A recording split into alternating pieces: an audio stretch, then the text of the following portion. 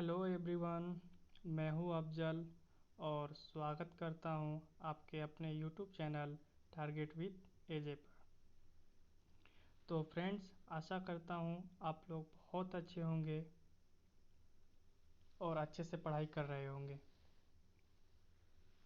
तो फ्रेंड्स, आज की वीडियो में हम लोग इंग्लिश ग्रामर का एक महत्वपूर्ण टॉपिक टेंस के बारे में स्टडी करेंगे, जो आपके आने वाले एग्ज़ाम जैसे यूपी टेट, एसटेट, सीटेट और अदर एग्ज़ाम के लिए बहुत ही यूज़फुल होगा। ठीक है, क्योंकि इस चैनल पर यह मेरा पहला और इस टेंस का पहला क्लास है, तो आशा करता हूँ कि आपके टेंस के जो भी डाउट है वो आज के बाद ख़त्म हो जाएंगे और आप ठीक तरीके से टेंस को बना सकते हैं और बहुत ही अच्छे से समझ भी सकते हैं। बिल्कुल बेसिक से स्टार्ट करेंगे और हाई लेवल तक जाएंगे, तो आप इस वीडियो के अंत तक बने रहिए। ठीक है, तो फ्रेंड्स, टेंस को अगर आप समझ लिए अच्छे से, तो टेंस के आगे आने वाले टॉपिक जैसे वॉइसेस, नरेशन और क्वेश्चन टैग, ये सब आपस में इंटर रिलेटेड हैं। अगर टेंस अच्छे से समझ गए तो आप अच्छे से वॉइसेस बना सकते हैं, क्वेश्चन टैग बना सकते हैं और नरेशन को भी अच्छे से बना सकते हैं। ठीक है, तो देर ना करते हुए हम अपने टॉपिक पे आते हैं। ठीक, तो सबसे पहले टेंस होता क्या है। तो शाब्दिक अर्थ में देखा जाए तो टेंस शब्द की उत्पत्ति लैटिन वर्ड टेम्पस शब्द से हुआ है। ठीक, जिसका सीधा संबंध समय से है। ठीक है,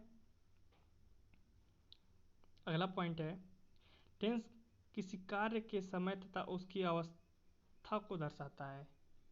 ठीक, कहने का मतलब ये है, टेंस जो है किसी कार्य के समय और उसकी अवस्था को यह दर्शाता है। ठीक है, अगला पॉइंट देखते हैं। तो टेंस की डेफिनेशन देखते हैं कि आखिर टेंस का डेफिनेशन क्या है, टेंस का डेफिनेशन क्या होता है।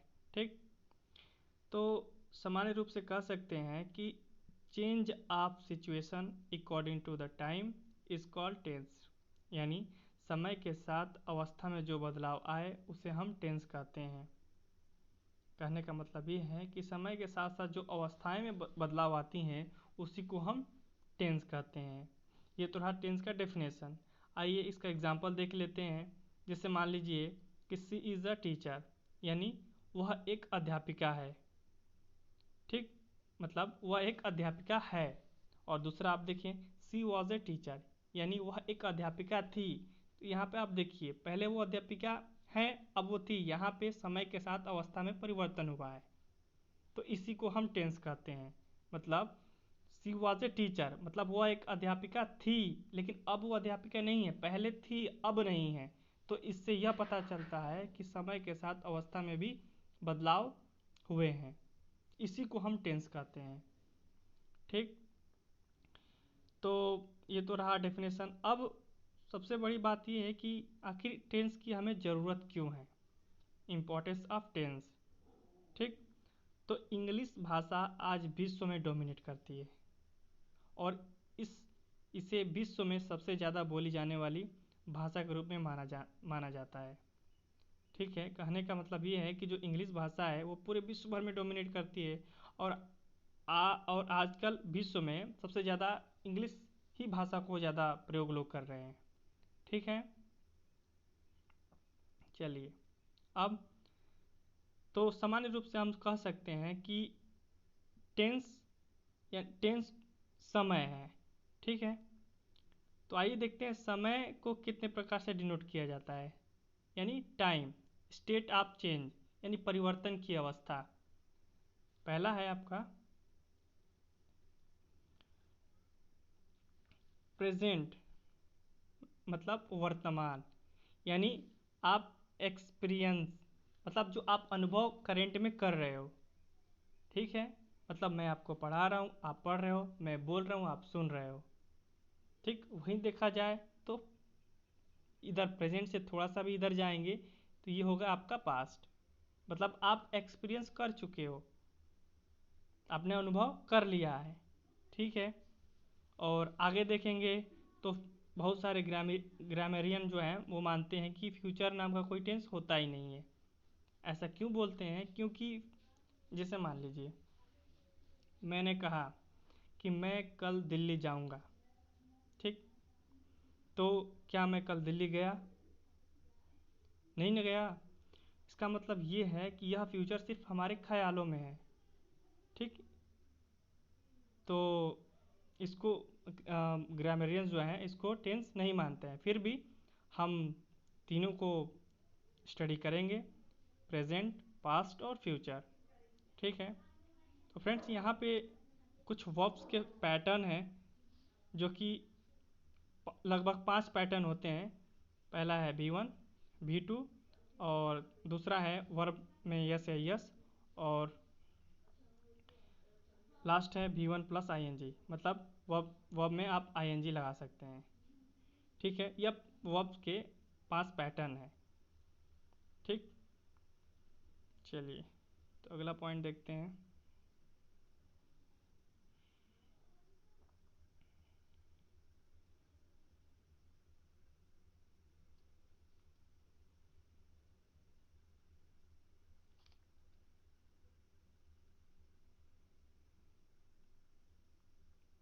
तो फ्रेंड अब तक तो हमने यह जानकारी हासिल कर लिया कि टेंस क्या होता है, टेंस की हमें ज़रूरत क्यों पड़ी, टेंस का डेफिनेशंस क्या है।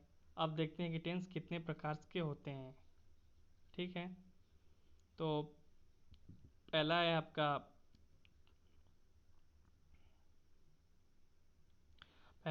प्रेजेंट टेंस, दूसरा है आपका पास्ट टेंस और तीसरा है आपका फ्यूचर टेंस, ठीक है? अब इसके भी अलग अलग भाग होते हैं। तो प्रेजेंट टेंस का मुख्य रूप से 4 भाग होते हैं। तो आइए देखते हैं। पहला है प्रेजेंट इंडेफिनिट टेंस, दूसरा है प्रेजेंट कंटिन्यूअस टेंस और तीसरा है प्रेजेंट परफेक्ट टेंस और चौथा है प्रेजेंट परफेक्ट कंटिन्यूअस टेंस। वहीं अगर देखा जाए पास्ट टेंस का तो पहला होता है पास्ट इंडेफिनिट, दूसरा होता है पास्ट कंटिन्यूअस और तीसरा होता है पास्ट परफेक्ट और चौथा होता है पास्ट परफेक्ट कंटिन्यूअस, ठीक है? वहीं अगर देखा जाए तो फ्यूचर टेंस के भी 4 भाग होते हैं। Future indefinite tense, future continuous tense, future perfect tense और future perfect continuous tense. Friends थोड़ा यहाँ पे स्पेस ना होने के कारण मैंने इसको शॉर्टकट में लिख दिया है, तो फिर आप लोग समझ जाइएगा, ठीक है? आइए अब देखते हैं कि प्रेजेंट इंडेफिनिट टेंस क्या होता है और उसका कैसे यूज़ करते हैं। तो प्रेजेंट इंडेफिनिट टेंस में हमको 4 प्रकार से सेंटेंस के बारे में पढ़ाई करना है। पहला है आपका एफर्मेटिव यानी पॉजिटिव सेंस, पॉजिटिव टेंस, और दूसरा है निगेटिव यानी नकारात्मक, और तीसरा है आपका इंट्रोगेटिव जिसको हम क्लोज एंडेड भी बोलते हैं, जिसको हम यस नो टाइप क्वेश्चंस भी बोलते हैं, ठीक है? चौथा है आपका WH वर्ड, मतलब जो क्वेश्चन वर्ड्स होते हैं और उसी को हम ओपन एंडेड क्वेश्चन भी बोलते हैं, ठीक है? तो आइए देखते हैं एफर्मेटिव और पॉजिटिव टेंस को कैसे यूज़ करते हैं, कैसे उसको बनाते हैं, ठीक है? तो इसका स्ट्रक्चर देखा जाए तो सिंगुलर सब्जेक्ट मतलब एक वचन कर्ता, अगर हम सिंगुलर सब्जेक्ट के साथ अगर हम इसका प्रयोग करें तो हम हमेशा सिंगुलर सब्जेक्ट के बाद वर्ब और वर्ब में यस या यस फॉर्म लगाते हैं और प्लस ऑब्जेक्ट, ठीक है? मतलब सिंगुलर सब्जेक्ट जैसे ही हुआ, सी हुआ, इट, राम, etc, जितने भी सिंगुलर सब्जेक्ट हैं उसके साथ हम प्लस वर्ब में यस या यस प्लस ऑब्जेक्ट का यूज़ हम लोग करते हैं, ठीक है? चलिए अगला पॉइंट है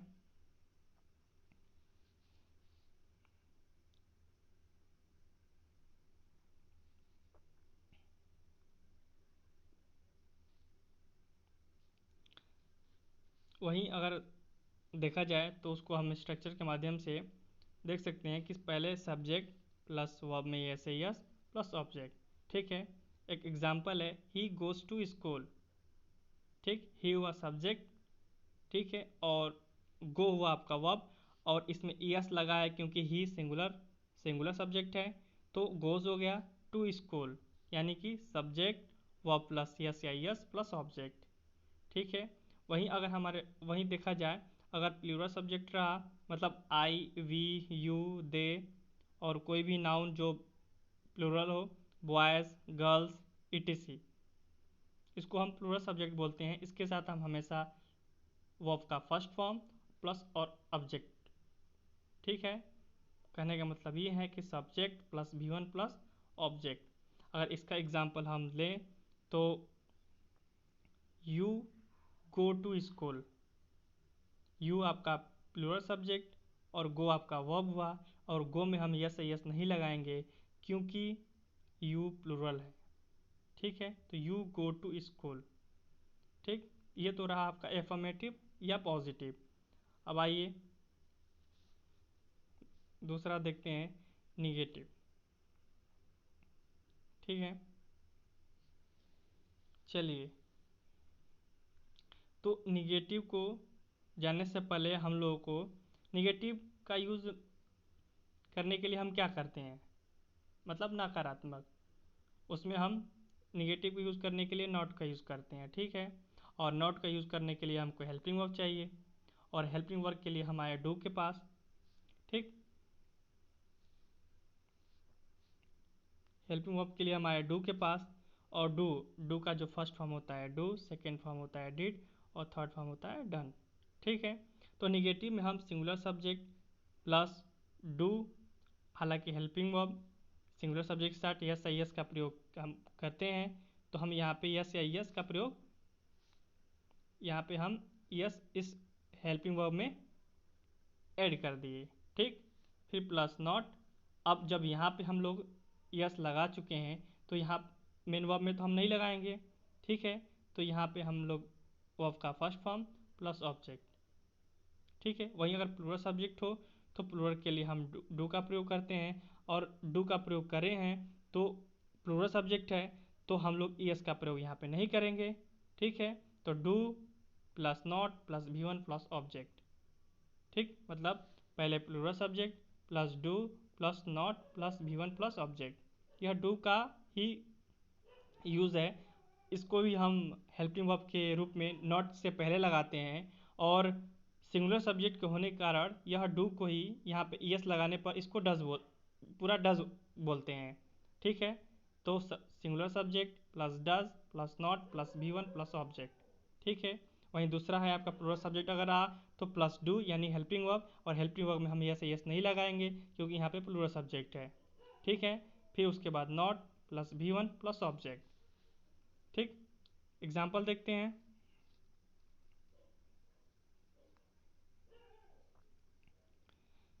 एग्जाम्पल देखते हैं, Ram does not drink water, ठीक।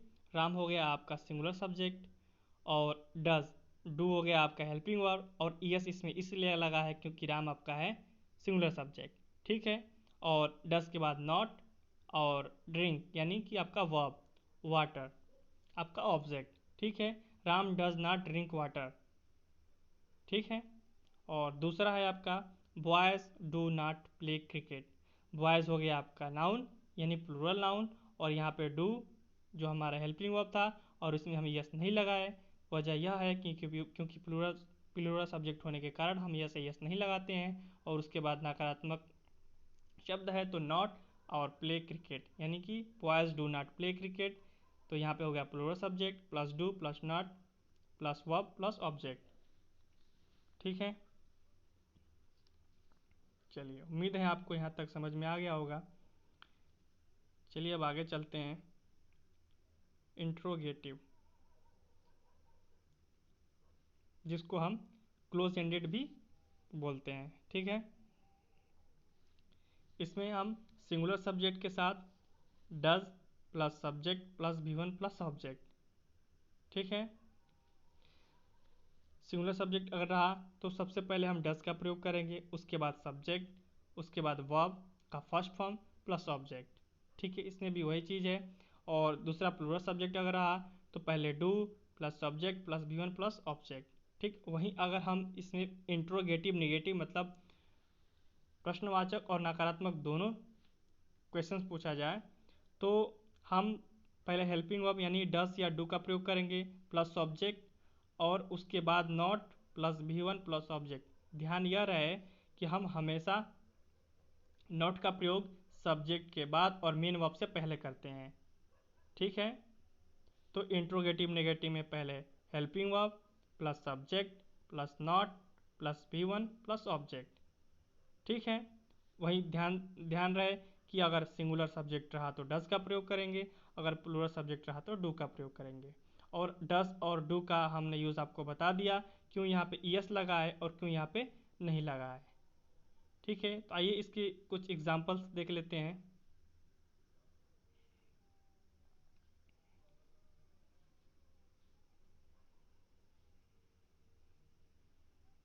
जैसे does he write a letter, पहले हो गया आपका डज, ही के कारण डज आया क्योंकि सिंगुलर सब्जेक्ट है। ठीक है, does he write a letter यानी कि हेल्पिंग वर्ब प्लस सब्जेक्ट और प्लस वर्ब प्लस ऑब्जेक्ट। ठीक है,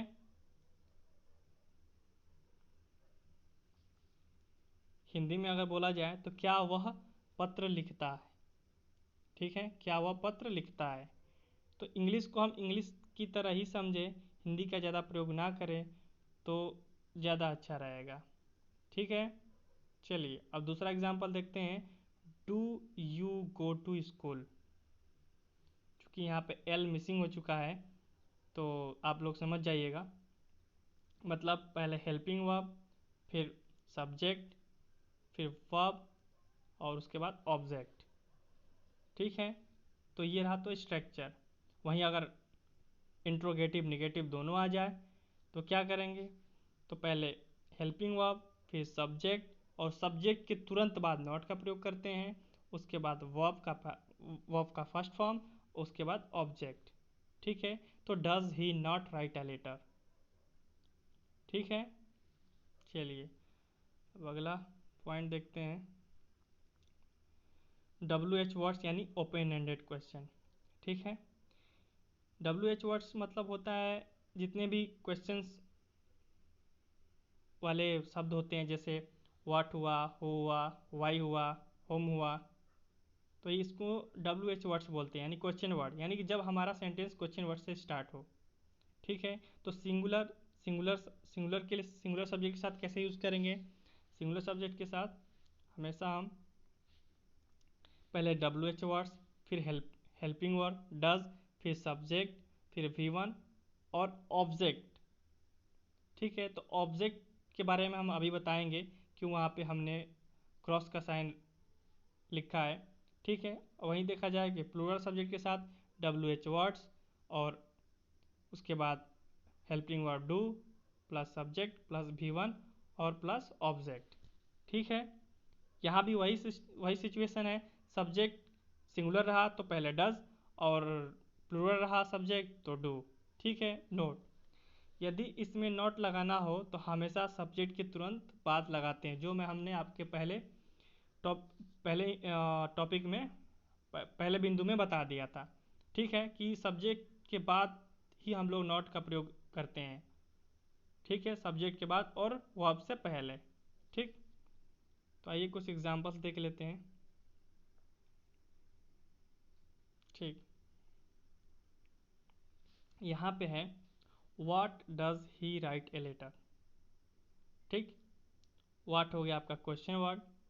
ठीक, और डज हो गया आपका हेल्पिंग वर्ब और ही आपका हो गया सब्जेक्ट और ये हो गया आपका वर्ब।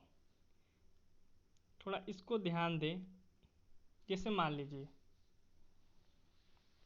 अगर मैं आपसे पूछूं, जैसे मान लीजिए कोई राम नाम का लड़का है, अगर मैं उससे पूछूं राम तुम्हारा नाम क्या है। ठीक, मैं उससे अगर पूछूं कि राम तुम्हारा नाम क्या है, तो वो तो कंफ्यूज हो जाएगा, बोलेगा अरे सर आप तो मेरा नाम जानते ही हो, आप पूछ भी रहे हो और नाम लेके पूछ भी रहे हो कि राम तुम्हारा नाम क्या है। तो वही चीज़ यही है, यहाँ पे क्वेश्चन पूछा गया है कि व्हाट डज ही राइट, मतलब वह क्या लिखती है। ठीक, और हम पूछ भी रहे हैं उसी में जवाब भी दे दे रहे हैं कि वह क्या लिखती है, पत्र लिखती है। ठीक, तो ये यहाँ पे सुपरफ्लस हो गया, हम यहाँ से इसको यूज़ नहीं करते। ठीक, तो यहीं पर क्वेश्चन वर्ड हम लगा देते हैं। ठीक है, दूसरा देखते हैं, वाई डू यू गो। ठीक, why do you go to school. यहाँ पे वाई हो गया आपका WH, सॉरी, यहाँ पे वाई हो गया आपका WH, और टू हो गया आपका हेल्पिंग वर्ब, यू हो गया सब्जेक्ट, और ये हो गया आपका ऑब्जेक्ट। ठीक है, चलिए आगे देखते हैं। वहीं अगर देखा जाए तो अगर इसमें भी नॉट का प्रयोग करना हो तो हमेशा हम लोग नॉट का प्रयोग हम लोग सब्जेक्ट, ये जो हमारा सी सब्जेक्ट है और यहाँ पे राइट दोनों के बीच में नॉट का प्रयोग करते हैं। तो पहले हो गया हमारा question word, subject, not plus object. ठीक है, ऑब्जेक्ट आपके ऊपर डिपेंड करता है, अगर आप क्वेश्चन पूछ रहे हो तो आपको ऑब्जेक्ट नहीं लेना है। ठीक है, जैसे मैंने एग्जांपल आपको बताया कि राम तुम्हारा नाम क्या है। ठीक है, तो राम आपको नाम पता भी, आप पूछ भी रहे हो।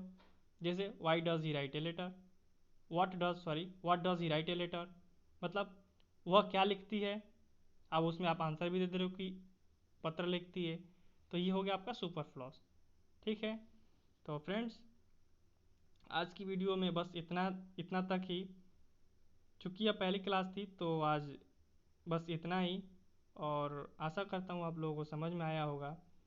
अगर कहीं हमारे पढ़ाने में कहीं दिक्कत हो तो प्लीज़ कमेंट करें कि हम कहाँ उसको सुधार करें। ठीक है, तो चलते हैं। Thank you.